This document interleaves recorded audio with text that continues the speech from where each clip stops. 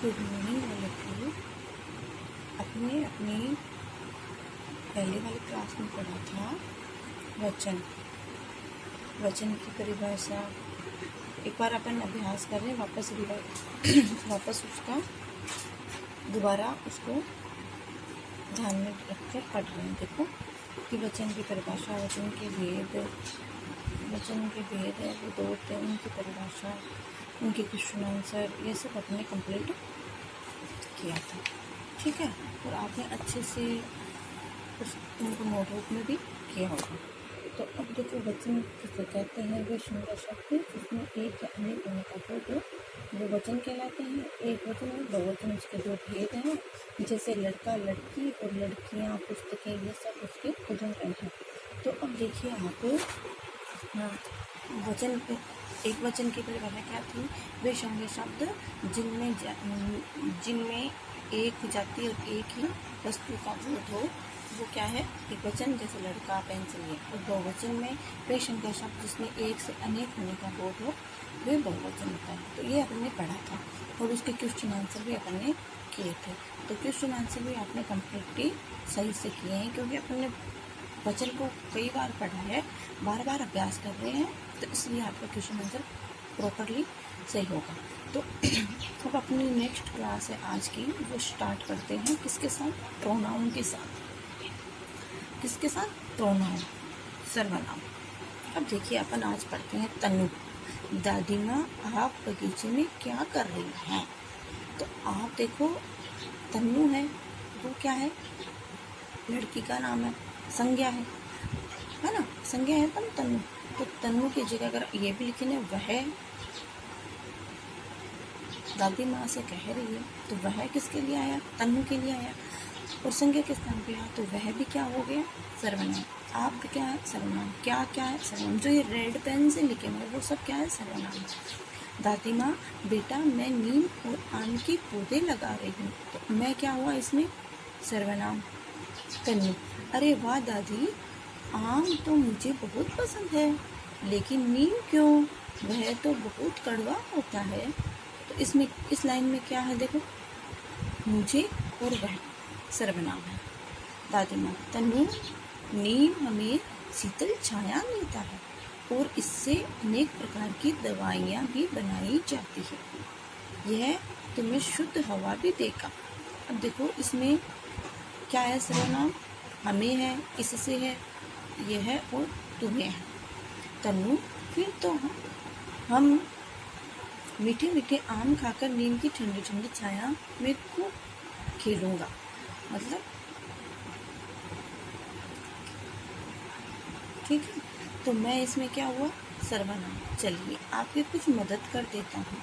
तो इसमें आपकी और कुछ क्या हुआ, सर्वनाम हुआ।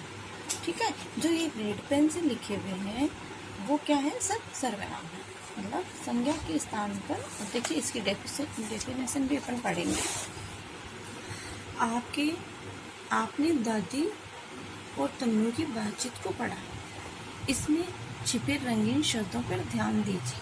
ठीक है, अब देखिए आप, मैं, आप, आपकी, दादी के लिए उपयुक्त हुआ है, मुझे, तुम्हें, मैं, तन्नू के लिए, वह, इससे, यह है, ये भी किसके लिए, तन्नू के लिए, नीम के लिए, हमें, सब लोगों के लिए, कुछ किसी काम के लिए, क्या, कोई प्रश्नवाचक चिन्ह के लिए। ये सब जो रेड पेन वाले हैं वो क्या है, सर्वनाम है। अब अपन सर्वनाम की परिभाषा देखते हैं। संज्ञा के स्थान पर जिन शब्दों का प्रयोग किया जाता है उन्हें सर्वनाम कहते हैं। संज्ञा क्या है, किसी व्यक्ति, वस्तु, स्थान, जानवर, भाव आदि का बोध कराता है, वो क्या है, संज्ञा। तो अब इनके स्थान पर जो शब्द आएंगे वो क्या कहलाएंगे, सर्वनाम कहलाएंगे। ठीक है, सर्वनाम शब्दों के प्रयोग से बार बार एक ही संज्ञा की आवश्यकता नहीं होती, इनसे भाव और अर्थ का भी स्पष्ट हो जाता है और भाव में प्रभाव भी बना रहता है। सुनने, बोलने और लिखने में भी यह अच्छे लगते हैं। सामान्य रूप से प्रयोग में आने वाले कुछ सर्वनाम इस प्रकार हैं। अब देखो, मैं, मैं है, मैं क्या हो गया, एक वचन है, इसका बहुवचन क्या हो गया, मुझे, तू, तुझको, वह, उसे, हम, हमको, तुम या आप, इसका हमें, वे, हमको, मैंने, तुम्हें, उसने, तुमको, हमने, उन्हें, उन्होंने, मुझसे, तुम, तुझसे, उससे, हमसे, तुमसे और उनसे, मेरा, मेरी, मेरे, उसका, उसकी, उसके, हमारा, हमारी, हमारे, तुम। फिर उसके बाद देखो क्या है, तुम्हारा, तुम्हारी, तुम्हारे, उनका, उनकी, उनके, मुझ में, तुझ में, उसमें, हम में, तुम में, आप में। ये सब क्या है, सर्वनाम है जो संज्ञा के स्थान पर प्रयुक्त होने वाले शब्द हैं। अब देखिए, सर्वनामों का प्रयोग उन स्थानों पर किया जाता है, देखो किसमें किया जाता है, बोलने वाले, सुनने वाले और किसी अन्य व्यक्ति के लिए। जैसे अब देखो आप, ये क्या हुआ, आपका सर्वनाम है, उसका सबसे पहला पॉइंट है, मतलब भेद है। कौन सा भेद है, ये इस पे लिखा हुआ नहीं है, लेकिन ये कौन सा भेद है, ये भेद है पुरुषवाचक।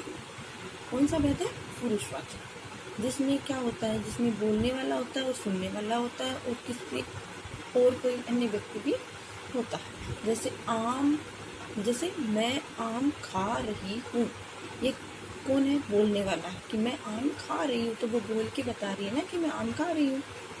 तुम पढ़ाई कर लो, है ना, तो किसी ने बोला है और सुनने वाले के लिए, जो पढ़ने वाला है उसको बोल कर कहा है, तो वो क्या कर रहा है, उस बात को सुन रहा है। उसे भी बुला लो किसी अन्य के लिए, तो उसे कौन हो गया, कोई अन्य हो गया। तो वो दोनों बोल रहे हैं कि तुम आम खा रही हो और तुम पढ़ाई कर रही हो, सुनने वाला और बोलने वाला दोनों कह रहे हैं कि उसे भी बुला लो। तो कहने का मतलब है कि सर्वनाम का पहला भेद है वो पुरुषवाचक है, जिसमें बोलने वाला, सुनने वाला और अन्य व्यक्ति होता है, उसे हम पुरुषवाचक सर्वनाम कहते हैं। अब दूसरा पॉइंट अपना है निश्चित व्यक्ति वस्तु के लिए, जैसे निश्चयवाचक सर्वनाम। दूसरा पॉइंट होता है निश्चयवाचक सर्वनाम। यह ऋतु का टिफिन है, कह दिया कि ये ऋतु का टिफिन है, तो ये बात प्रॉपरली क्या होगी, कंप्लीट होगी कि हाँ ये ऋतु का ही टिफिन है। वह मेरी बहन है, वो कह रही है, निश्चित बात है ये कि वो उसकी बहन है। तो इसमें क्या हुआ, निश्चित, हर चीज का निश्चित होना।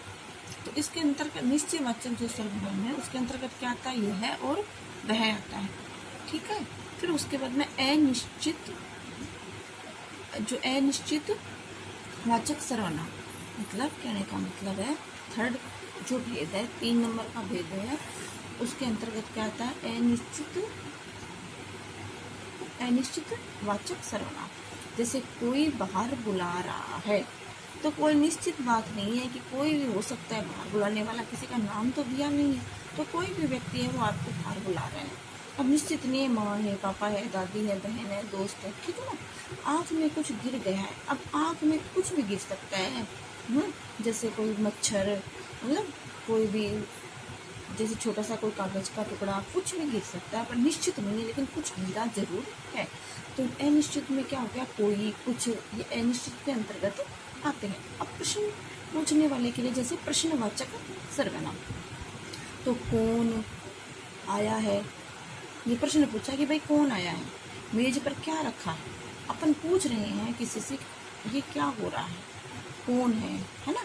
तो ये क्या हो गया, प्रश्नवाचक सर्वनाम हो गया। फिर उसके बाद में संबंधवाचक सर्वनाम, किसी के साथ किसी का संबंध होना, वो क्या होता है, संबंधवाचक सर्वनाम। वाक्य में आए संज्ञा और सर्वनाम के साथ संबंध बनाने के लिए, मतलब ये क्या हो गया, संबंधवाचक सर्वनाम हो गया। जो प्रथम आया वह मेरा दोस्त है, कहने का मतलब है इन दोनों का क्या रिश्ता हो गया, एक दूसरे के वो क्या है, दोस्त है। जैसे देश वैसा भेष, है ना, ये भी क्या है, जैसा देश है वैसा भेष है, इसके दोनों को क्या हो गया, देश के साथ संबंध हो गया आपस में, ठीक है। फिर उसके बाद में देखिए क्या है, फिर क्या हुआ, 5वां पॉइंट संबंधवाचक हो गया। 6 का पॉइंट है वो क्या है, निजवाचक, ठीक है।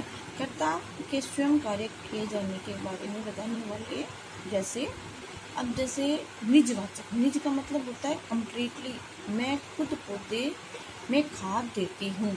खुद का मतलब स्वयं, निज, मैं स्वयं चले, मतलब हम स्वयं चले जाएंगे। कहने का मतलब क्या कह रही है वो, निज पर, अपने आप पे कोई भी बात है वो अपने आप से कह रही है। निज यानी अपना, स्वयं का आप, है ना, खुद का। तो अब देखो कि सर्वनाम की परिभाषा क्या है, कि संज्ञा के स्थान पर जिन शब्दों का प्रयोग किया जाता है उसे सर्वनाम कहते हैं। सर्वनाम के 6 भेद होते हैं: पुरुषवाचक, निश्चितवाचक, अनिश्चितवाचक, फिर प्रश्नवाचक, संबंधवाचक और उसके बाद में निजवाचक। ठीक है बच्चों, ये सर्वनाम की परिभाषा, उसके भेद, और जैसे में उसके उदाहरण में तुम, आप, वह, हमको, उनको, ना, उनसे, तुमसे, तुम में, मेरे, मेरा, ये शब्द जितने भी वर्ड है, जितने भी, वो सब किसके अंतर्गत आते हैं, सर्वनाम के अंतर्गत आते हैं। अब थोड़ा सा ये और देख लेते हैं। संज्ञा के स्थान पर आने वाले शब्दों को क्या कहते हैं, सर्वनाम कहते हैं। इनसे भाषा में प्रवाह आ जाता है और वह सुंदर भी बन जाती है। अब देखो, सर्वनाम का प्रयोग कई स्थानों पर किया जाता है, मतलब कहने का मतलब है इसमें स्पष्ट नहीं दिया हुआ कि सर्वनाम के 6 भेद होते हैं। तो 6 भेदों के नाम होते हैं: पुरुषवाचक, निश्चितवाचक, अनिश्चितवाचक, प्रश्नवाचक, संबंधवाचक और निजवाचक। ये आपने सर्वनाम के 6 भेद बताए गए हैं। अब आप देखिए कि आपको जो ये सर्वनाम का टॉपिक है वो पढ़ाया गया है, उसको कम्प्लीटली आपकी नोटबुक में करना है। और ये सर्वनाम का जो टॉपिक है आपको स्पष्ट समझ में भी आया है, और नोटबुक आप सबके पास है। जिनके पास नहीं है वो अपनी मोबाइल है उसमें देख के कम्प्लीटली क्या करना है, आपको क्वेश्चन आंसर करना है। ये नहीं करना है, ये तो मैंने आपको पढ़ के बताया, इनको आपको, जो मैंने आपको पढ़ाया है उसको आपको दोबारा पढ़ना है।